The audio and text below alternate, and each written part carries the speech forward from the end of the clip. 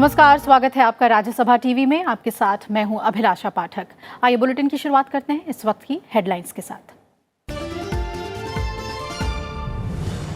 सुरक्षा और विकास के मुद्दे पर भूटान को पूरी मदद देगा भारत। प्रधानमंत्री नरेंद्र मोदी ने थिम्पू में भूटान के प्रधानमंत्री लोटे शेरिंग से की मुलाकात।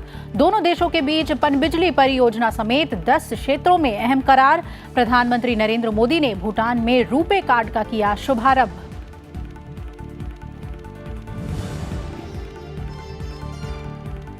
जम्मू कश्मीर में घाटी के 17 टेलीफोन एक्सचेंजों में शुरू की गई 50,000 लैंडलाइन सेवा। जम्मू, सांभा और कठुआ समेत 5 जिलों में 2G इंटरनेट मोबाइल सेवा बहाल। कई थाना क्षेत्रों में लोगों की आवाजाही हुई सामान्य। सोमवार से क्षेत्रवार खोले जाएंगे स्कूल, कॉलेज और शिक्षण संस्थान।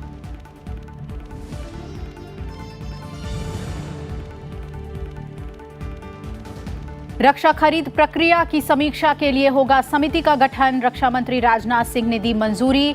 हथियारों की खरीद में होने वाली देरी को खत्म करने के लिए समिति 6 महीने में देगी सिफारिशें।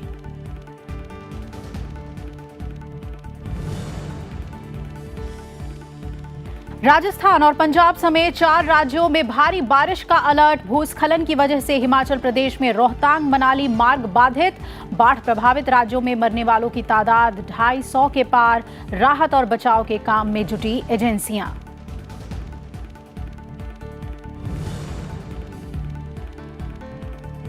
और दीपा मलिक और बजरंग पुनिया को मिलेगा राजीव गांधी खेल रत्न पुरस्कार। चयन समिति ने किया राष्ट्रीय खेल पुरस्कारों का ऐलान। क्रिकेटर रविंद्र जडेजा और पूनम यादव समेत 19 खिलाड़ी अर्जुन अवार्ड से होंगे सम्मानित।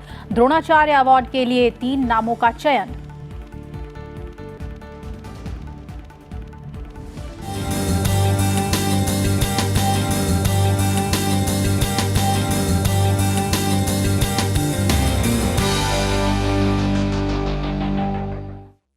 प्रधानमंत्री नरेंद्र मोदी 2 दिवसीय यात्रा पर भूटान में हैं। प्रधानमंत्री नरेंद्र मोदी ने भूटान के प्रधानमंत्री लोटे शेरिंग के साथ प्रतिनिधिमंडल स्तर की बातचीत की। दोनों देशों के बीच आपसी सहयोग, क्षेत्रीय और वैश्विक मुद्दों पर बातचीत हुई है। रक्षा, सुरक्षा और विकास बातचीत के प्रमुख मुद्दे थे। बातचीत के बाद दोनों देशों के बीच 10 समझौतों पर हस्ताक्षर हुए हैं। साथ ही संयुक्त बयान भी जारी किया गया। और इन समझौतों में भूटान में सुपर स्पेशलिटी हॉस्पिटल का शुभारंभ, भूटान में नॉलेज नेटवर्क का भारत और दुनिया के साथ जुड़ाव, 10 करोड़ रुपए के विदेशी मुद्रा का सहयोग, भारत और नेपाल की मुद्रा का आपस में विनिमय, मांगदेचू पनबिजली योजना का आरंभ और समझौता, रूपे कार्ड का शुभारंभ, दक्षिण एशिया सैटेलाइट के भू स्टेशन की स्थापना, भूटान के नेशनल लीगल इंस्टीट्यूट और भारत के नेशनल जुडिशियल एकेडमी के बीच सहयोग और सांस्कृतिक आदान प्रदान शामिल है। इस मौके पर प्रधानमंत्री नरेंद्र मोदी ने कहा कि भूटान में विकास के आंकड़ों से नहीं, खुशी से नापी जाती है और ये बहुत महत्वपूर्ण बात है। भूटान नरेशों की बुद्धिमत्ता और दूरदर्शिता ने बहुत लंबे समय से हमारे द्विपक्षीय संबंधों का मार्गदर्शन किया है।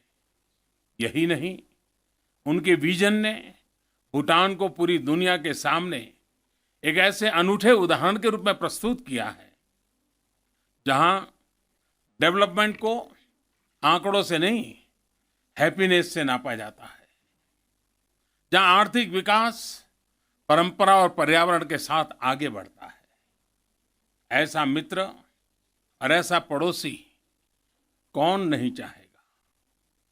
साथियों, यह भारत का सौभाग्य है कि हम भूटान के विकास में प्रमुख भागीदार हैं।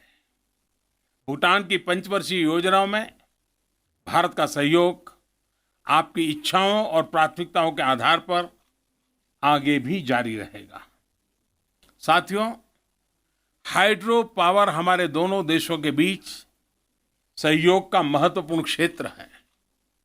दोनों देशों ने मिलकर भूटान की नदियों की शक्ति को बिजली में ही नहीं, पारस्परिक समृद्धि में भी बदला है। आज हमने मांगदेच परियोजना के उद्घाटन के साथ इस यात्रा का एक और ऐतिहासिक मुकाम हासिल किया है। दोनों देशों के सहयोग से भूटान में हाइड्रो पावर उत्पादन क्षमता 2000 मेगावाट को पार कर आगे बढ़ रही है। मुझे विश्वास है कि हम अन्य परियोजनाओं को भी तेजी से आगे ले जाएंगे। भारत के नेशनल नॉलेज नेटवर्क के साथ कनेक्शन भूटान के छात्रों और शोधकर्ताओं को भारतीय विश्वविद्यालयों के लिए नए साधनों से जोड़ेगा। ये दोनों देशों के बीच साझा नॉलेज सोसाइटी की स्थापना के लिए एक महत्वपूर्ण कदम है, जो विशेष रूप से हमारे युवाओं को लाभान्वित करेगा।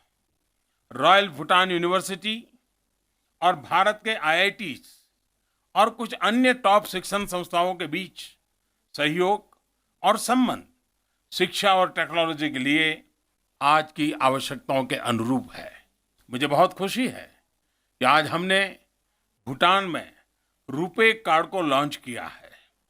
इससे डिजिटल भुगतान और व्यापार तथा पर्यटन में हमारे संबंध और बढ़ेंगे। हमारी साझा आध्यात्मिक विरासत और मजबूत पीपल टू पीपल संबंध हमारे संबंधों की जान है। इसे ध्यान में रखते हुए नालंदा विश्वविद्यालय में भूटान के लिए पोस्ट ग्रेजुएट स्कॉलरशिप को 2 से बढ़ाकर 5 किया जा रहा है। With a very close friend, a friend who cares, a friend who means a lot to us. From our conversation, His Excellency's focus on neighborhood first policies, His Excellency's clarity on leading the biggest democracy and fastest growing economy in the world has caught my attention. For this, I commend Prime Minister Modi ji for his strong and dynamic leadership. India's stature and influence has grown in the international arena, and it has emerged as a global leader. Your leadership has a rare combination of courage, compassion, and caliber. We see you taking bold steps for the greater interests of your nation and its people. I offer my admiration and sincere appreciation for that. I assure Prime Minister Modi for Bhutan's unwavering support to India's leadership role in regional as well as global affairs. A politically and economically stable, successful India translates to a very prosperous region that also benefits Bhutan. I'd like to convey my deep appreciation to Prime Minister, your government, and people of India for your continued support in Bhutan's socio-economic development. The Mangdechu Hydropower Project, other programs, and the MOUs that we exchange today will go a long way in realizing our shared goals. और इससे पहले प्रधानमंत्री नरेंद्र मोदी भूटान के 2 दिन के दौरे पर वहां पहुंचे। प्रधानमंत्री भूटान के राजा जिग्मे खेसर नामग्याल वांगचुक से मिलने राजमहल पहुंचे, जहां उन्हें गार्ड ऑफ ऑनर दिया गया।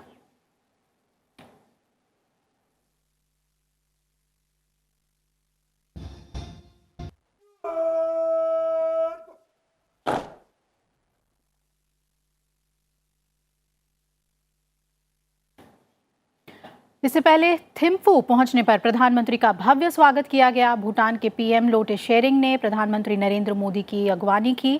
पारो एयरपोर्ट पर प्रधानमंत्री नरेंद्र मोदी को गार्ड ऑफ ऑनर पेश किया गया।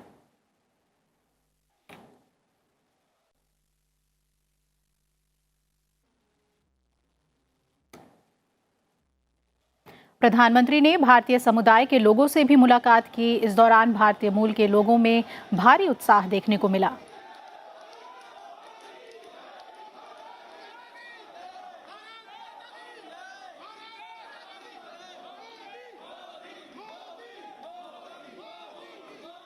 इस दौरान पारो से थिम्फू तक 50 किलोमीटर की सड़क यात्रा के दौरान प्रधानमंत्री का स्वागत करने के लिए ज्यादातर जगहों पर भारत और भूटान के बच्चे और युवा झंडे लेकर पंक्तिबद्ध खड़े थे।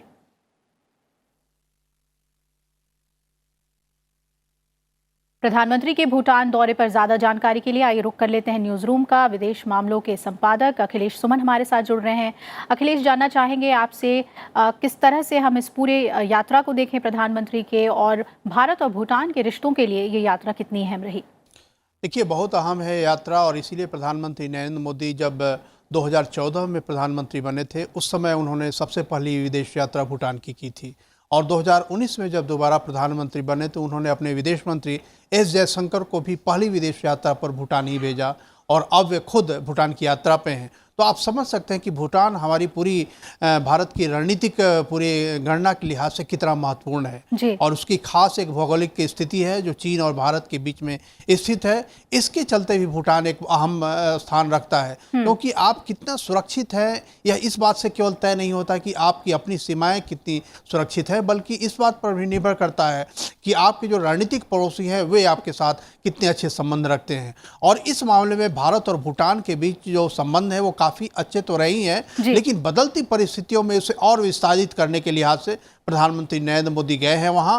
और इसलिए आज आपने देखा कि एक बड़े नए पनबिजली संयंत्र की आज उद्घाटन किया गया और उसके बाद एक यह भी रूपरेखा बनाई गई है कि कैसे भारत भूटान संबंधों को पनबिजली से और ज़्यादा विस्तारित किया जाए, अन्य क्षेत्रों में भी उसे विस्तारित किया जाए।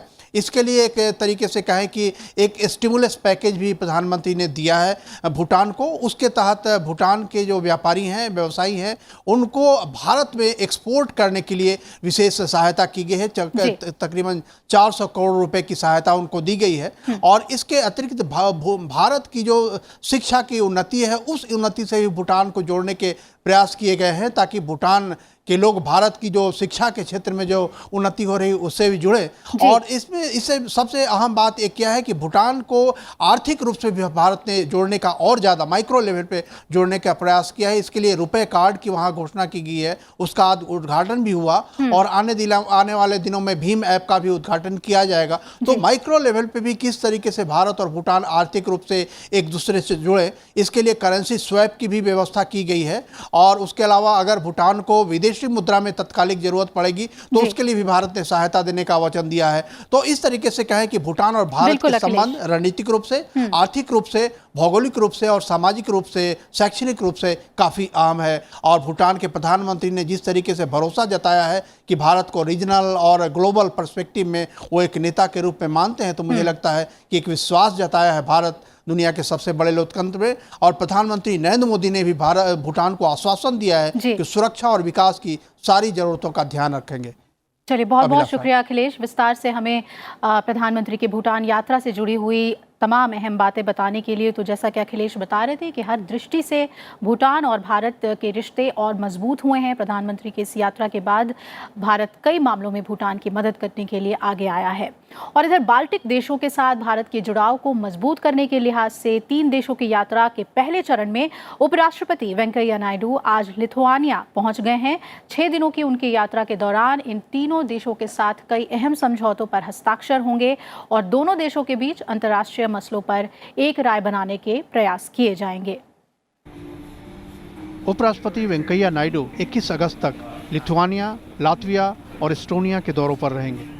उपराष्ट्रपति वेंकैया नायडू की यात्रा में इन तीनों देशों के साथ रणनीतिक संबंधों को मजबूत करने के प्रयास होंगे और उच्च तकनीक में इनकी क्षमता का उपयोग करने को लेकर समझौतों पर हस्ताक्षर होंगे।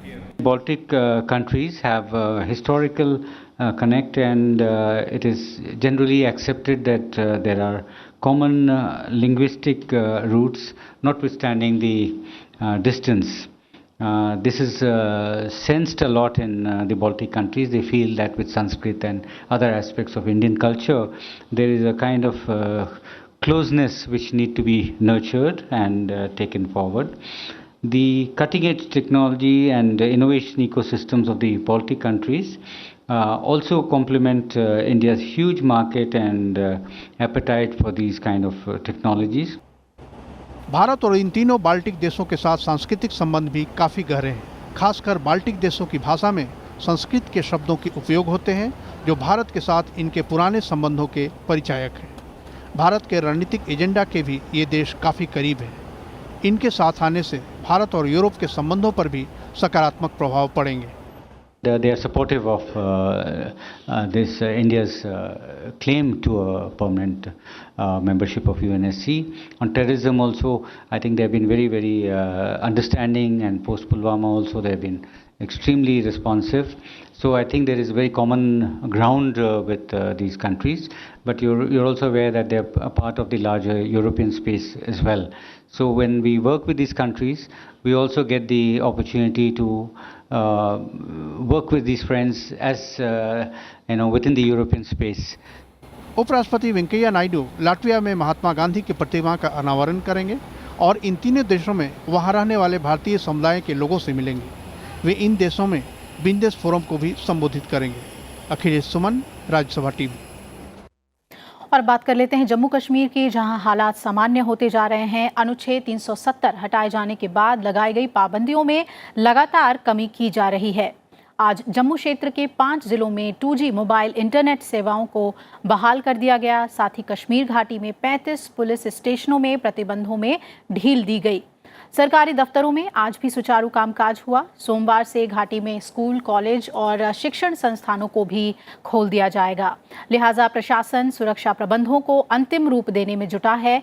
जम्मू कश्मीर के प्रधान सचिव रोहित कंसल ने स्थिति पर जानकारी देते हुए कहा कि सार्वजनिक परिवहन सेवाएं शुरू हो गई हैं। उन्होंने ये भी बताया कि कुछ संवेदनशील इलाकों को छोड़कर बाकी सभी जगह टेलीफोन एक्सचेंजों को कल से फिर चालू कर दिया जाएगा। Half of the total exchanges in the valley are made functional, and carrying forward this process, we hope that by tomorrow evening, barring a very few vulnerable areas or exchanges, all the telephone exchanges in the Kashmir Valley shall be made functional. The Jammu region, landlines, mobiles are already functional. We have also opened up mobile internet with some functionality in at least 5 districts and shall be successively and in a calibrated manner opening up other areas as well. और इससे पहले कश्मीर घाटी में आज phone सेवाओं को दोबारा शुरू कर दिया गया। 17 टेलीफोन एक्सचेंजों में 50,000 लैंडलाइन सेवाओं को बहाल किया गया है। जिन इलाकों में लैंडलाइन सेवाएं फिर से बहाल की गई हैं, उनमें श्रीनगर हवाई अड्डा, सिविल लाइंस और छावनी क्षेत्र शामिल हैं। इनके अलावा मध्य कश्मीर के बडगाम, सोनमर्ग और मणिगम इलाके में भी लैंडलाइन सेवाओं को चालू किया गया है। कई हिस्सों में आज सुबह से 2G इंटरनेट सर्विसेज को भी शुरू कर दिया गया है। शुरुआत में जम्मू, रियासी, सांभा, कठुआ और उधमपुर के इलाकों में मोबाइल सेवाओं ने काम करना शुरू कर दिया। कई पुलिस थाना क्षेत्रों में लोगों की आवाजाही भी सुगम हो गई है।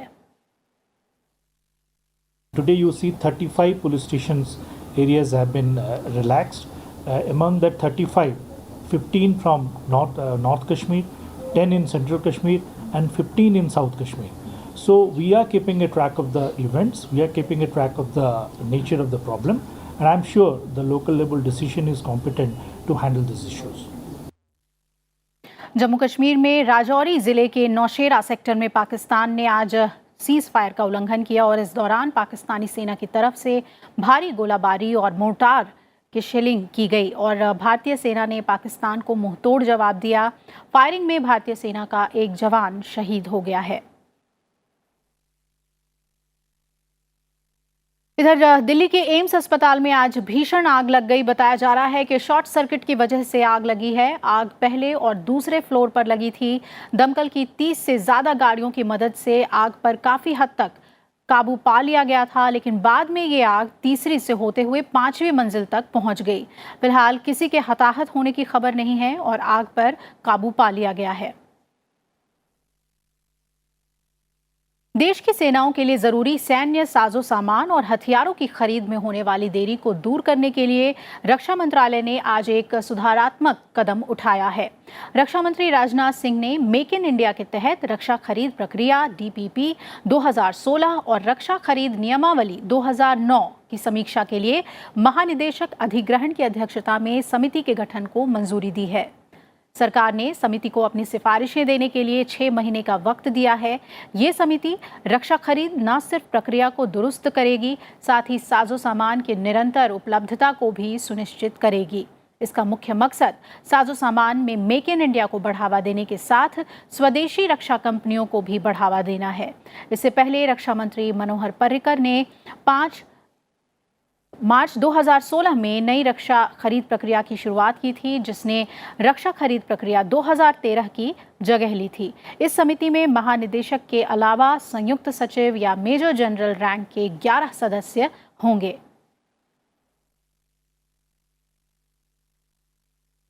और वही नई शिक्षा नीति को लेकर मानव संसाधन विकास मंत्रालय के पास देश भर से 2 लाख से ज्यादा सुझाव आए हैं। केंद्रीय मानव संसाधन विकास मंत्री रमेश पोखरियाल निशंक ने आज इस बारे में जानकारी दी। राष्ट्रीय शिक्षा परिषद यानी NCTE के 25 साल के पूरे होने के मौके पर रमेश पोखरियाल निशंक ने कई अध्यापकों को उनके सराहनीय काम के लिए सम्मानित भी किया। इस मौके पर दिल्ली में आयोजित अंतर्राष्ट्रीय सम्मेलन में देश विदेश से आए शिक्षा विशेषज्ञ भी शामिल हुए। कार्यक्रम में स्कूल शिक्षा प्रणाली और अध्यापकों से जुड़े मुद्दों पर चर्चा की गई। National council for teacher education के चेयरपर्सन सतबीर बेदी ने कहा कि NCTE शिक्षा को आने वाले सालों में और महत्वाकांक्षी बनाया जाएगा और ये सम्मेलन 2 दिनों तक चलेगा। जो नई शिक्षा नीति है, हम कोशिश कर रहे हैं, जो मसौदा है नई शिक्षा नीति का, 1,10,000 तो ग्राम समितियों तक पहुंच गए हम, परामर्श करते करते शिक्षकों से, छात्रों से, वैज्ञानिकों से, शिक्षा मंत्रियों से, शिक्षा सचिवों से, शिक्षा निदेशकों से। जिस दिन मैंने इस परिवार में मैं सम्मिलित हुआ, मेरे को जिम्मेदारी मिली, उसी दिन हमने उसको पब्लिक डोमेन में डाला। 2 लाख से भी अधिक सुझाव आ गए हैं, 2 लाख से भी अधिक सुझाव। In NCT, I have seen some opportunities in the last 8 months, and the opportunities are to improve the quality of teacher education, because we can always improve on quality. That is one thing that nobody can say there's an end, but there is a lot of scope to improve the quality in teacher education in India and to improve the communication amongst the various stakeholders. प्रधानमंत्री नरेंद्र मोदी सोमवार को दिल्ली के north Avenue में नवनिर्मित सांसदों के लिए बने डुप्लेक्स फ्लैट्स का उद्घाटन करेंगे। आधुनिक तकनीक और सुविधाओं से लैस फ्लैट्स उद्घाटन के बाद सांसदों को आवंटित कर दिए जाएंगे। फिलहाल कुल 36 फ्लैट्स तैयार किए गए हैं, जिनमें 7 कमरे हैं। इन सभी फ्लैट्स को सांसद की ज़रूरत के हिसाब से निर्मित किया गया है, जिनमें कॉन्फ्रेंस हॉल और लिफ्ट का भी प्रावधान है। पर्यावरण के हिसाब से भी इन फ्लैट्स में सब सुविधा दी गई हैं और बिजली की अधिकतर आपूर्ति सौर ऊर्जा से ही मिलेगी। सांसदों के लिए ये जो नए घर हैं नॉर्थ एवेन्यू में, जिनको भी बनाया गया है, जो करीब 36 घर डुप्ले के तौर पे जो बनाए गए हैं, जिसमें वो तैयार हो गए हैं, उनमें काम बिल्कुल अपने अंतिम दौर में चल रहा है। सोमवार को प्रधानमंत्री नरेंद्र मोदी इनका उद्घाटन करेंगे और उसके बाद इन घरों को सांसदों को अलॉटमेंट शुरू हो जाएगी। हम लोग ऐसे ही एक घर में खड़े हैं, ये ग्राउंड फ्लोर है उस घर का। आप देख पा रहे हैं कि इसमें एक बेसमेंट बनाया गया है और बेसमेंट में कुछ जो महत्वपूर्ण काम है सांसदों के वो किए जा सकते हैं, कॉन्फ्रेंस भी की जा सकती है। इसके अलावा ये जो है ग्राउंड फ्लोर है जिस पर हम लोग इस वक्त खड़े हैं, इसमें ऑफिस का निर्माण यहाँ पर हो सकता है और बाहर से आने वाले तमाम गेस्ट हैं उनको यहाँ पर जो है वो बिठाया जा सकता है। इसके अलावा इन सीढ़ियों को जब चढ़ के हम लोग पहली मंजिल पर जाएंगे तो वहाँ पर जो पर्सनल रूम्स होंगे सांसदों के वो रहेंगे। और देखिए अब पूरी तरीके से साज सज्जा के साथ भवन निर्माण ये किया गया है और बेहद तमाम जो नई सुविधाएं हैं उनसे सुसज्जित ये मकान है और 7 कमरों का ये फ्लैट है। ये लिफ्ट भी यहाँ पर लगाई गई है, AC का भी यहाँ प्रबंध किया गया है और तमाम जो कमरे हैं नीचे और ऊपर मिला के अगर हम देखें तो तमाम नई जो आधुनिक सुविधाएं हैं उनसे ये सारे घर वो लैस हैं। शुरुआत में जैसे ही कोई आएगा, कोई गेस्ट है, ये बैठक के लिए कमरे बनाए गए हैं और इसमें लकड़ी के काम से लेके हर चीज़ वो कंप्लीट हो गई है। सोमवार को इनको प्रधानमंत्री जब उद्घाटन करेंगे उसके बाद सांसदों को अलॉटमेंट इसकी शुरू हो जाएगी। 2014 में ये प्रोजेक्ट आया था जिसमें कि उस वक्त के शहरी विकास मंत्री वेंकैया नायडू ने इस बात को हरी झंडी दी थी कि नए मकान सांसदों के लिए बनने चाहिए, क्योंकि जो पुराने मकान थे उनमें काफ़ी छोटे हो गए थे, बहुत पुराने हो गए थे।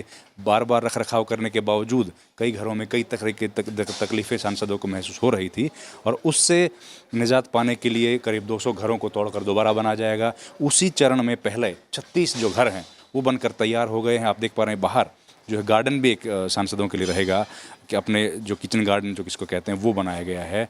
यहाँ पर सांसद आराम से बैठ सकते हैं, या उनके जो लोग गेस्ट आएंगे वो लोग यहाँ पर बैठ सकते हैं। ये घर का मुख्य द्वार है, जहाँ पर अब हम लोग बाहर अंदर से बाहर की तरफ आ गए हैं। ये घर का मुख्य द्वार है। भूमिगत यहाँ पर पार्किंग की भी सुविधा दी गई है, ताकि गाड़ियाँ जो लोग मिलने वाले आते हैं सांसदों को, या उनकी गाड़ियाँ खुद की रहती हैं, वो भूमिगत पार्किंग के माध्यम से वहाँ पर किसी तरह का कंजेशन ना हो। और बात देश में बाढ़ की स्थिति से जुड़ी हुई करें तो देश के कई हिस्सों में भारी बारिश, बाढ़ और भूस्खलन की घटनाओं से जूझ रहे हैं लोग, और कई लोगों की इसमें जान भी गई है। पश्चिम बंगाल में भारी बारिश के बीच बिजली गिरने की घटनाओं में 8 लोगों की मौत हुई है। कोलकाता में भारी बारिश के चलते महानगर में कई जगहों पर जल भराव हो गया और एयरपोर्ट पर उड़ानों में भी देरी हुई। मौसम विभाग ने राजस्थान और पंजाब में भी भारी बारिश का अलर्ट जारी किया है।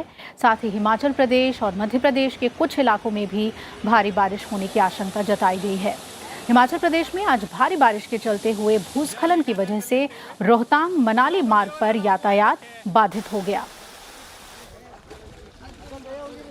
वहीं बाढ़, बारिश और भूस्खलन से जुड़ी घटनाओं में मरने वालों की संख्या 267 हो गई है, जबकि कई लोग लापता हैं। केरल और कर्नाटक के कुछ हिस्सों में बाढ़ और भूस्खलन की वजह से बहुत ज़्यादा नुकसान हुआ है। केरल में अब तक 113, कर्नाटक में 62, गुजरात में 35 और महाराष्ट्र में 30 लोगों के मारे जाने की खबर है। इसके अलावा ओडिशा और उत्तराखंड में भी 8 लोगों की जान गई है। केरल और कर्नाटक में कई लोग अब भी लापता बताए जा रहे हैं। कर्नाटक और ओडिशा को छोड़कर बाढ़ प्रभावित अन्य राज्यों में स्थिति में अब सुधार हो रहा है। सेना, एनडीआरएफ, एसडीआरएफ और अन्य एजेंसियां राहत और बचाव अभियान में जुटी हुई हैं। बाढ़, बारिश और भूस्खलन की वजह से लाखों लोग प्रभावित हुए हैं और ज़्यादातर राहत शिविरों में शरण लिए हुए हैं। जैसे जैसे जल भराव में कमी आ रही है, लोग अपने अपने घरों को लौट भी रहे हैं। पैरा ओलंपिक में पदक जीतने वाली पहली भारतीय महिला एथलीट दीपा मलिक राजीव गांधी खेल रत्न अवार्ड से सम्मानित की जाएंगी। आज इस पुरस्कार के लिए दीपा मलिक के नाम का ऐलान किया गया।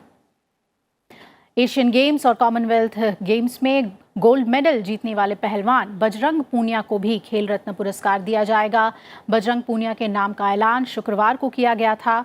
पूनिया को कुश्ती के क्षेत्र में लगातार अच्छे प्रदर्शन के लिए यह अवार्ड दिया जाएगा। 12 सदस्यों वाली अवार्ड समिति ने दोनों खिलाड़ियों के नामों की घोषणा की।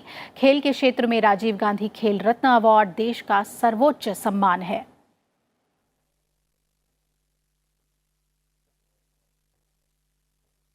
वहीं कई अन्य कैटेगरी में भी खेल पुरस्कारों का ऐलान किया गया है। क्रिकेटर रविंद्र जडेजा और पूनम यादव समेत 19 अन्य खिलाड़ियों को अर्जुन पुरस्कार से सम्मानित किया जाएगा। और इनके अलावा अर्जुन पुरस्कार के लिए जिन अन्य खिलाड़ियों को चुना गया है उनमें एथलेटिक्स में तेजिंदर पाल सिंह तूर और मोहम्मद अनस, बॉक्सिंग में सोनिया लाथर, शूटिंग में अंजुम मौदगिल, रेसलिंग में पूजा ढांढा का नाम भी शामिल है। अवार्ड समिति ने 3 द्रोणाचार्य अवार्ड रेगुलर कैटेगरी में नाम का चुनाव किया है। इनमें बैडमिंटन के लिए विमल कुमार, टेबल टेनिस के लिए संदीप गुप्ता और एथलेटिक्स के लिए मोहिंदर सिंह ढिल्लों के नाम का ऐलान हुआ है। और वहीं लाइफ टाइम कैटेगरी में हॉकी के लिए मेजबान पटेल, कबड्डी के लिए रामबीर सिंह खोखर और क्रिकेट के लिए संजय भारद्वाज को चुना गया है। ध्यानचंद अवार्ड के लिए हॉकी से मैनुअल फेडरिक्स, टेबल टेनिस से अरूप बसक, कुश्ती से मनोज कुमार, टेनिस से नितिन किरताने और तीरंदाजी से लालरेम सानगा को चुना गया है। टोक्यो ओलंपिक टेस्ट प्रतियोगिता में भारतीय महिला हॉकी टीम ने अपने पहले मुकाबले में जीत के साथ शानदार शुरुआत की है। भारतीय महिला हॉकी टीम का पहला मुकाबला मेजबान जापान के साथ हुआ। दोनों टीमों के बीच टोक्यो में ओई हॉकी स्टेडियम में कड़ा मुकाबला हुआ। इसमें भारतीय टीम ने मेजबान टीम को 2-1 से हरा दिया। भारतीय टीम के लिए डिफेंडर गुरजीत सिंह ने 2 गोल दागे। भारतीय टीम ने मैच की दमदार शुरुआत की और पहले मिनट से ही अटैकिंग खेल दिखाया। इसका परिणाम उसे पहले क्वार्टर में ही मिला। 9वें मिनट में गुरजीत कौर ने गोल करके अपनी टीम को बढ़त दिला दी। भारतीय महिला हॉकी टीम ऑस्ट्रेलिया के साथ कल अगला मुकाबला खेलेगी। इसी के साथ इस बुलेटिन में फिलहाल इतना ही। आप जुड़े रहिए राज्यसभा टीवी के साथ। नमस्कार।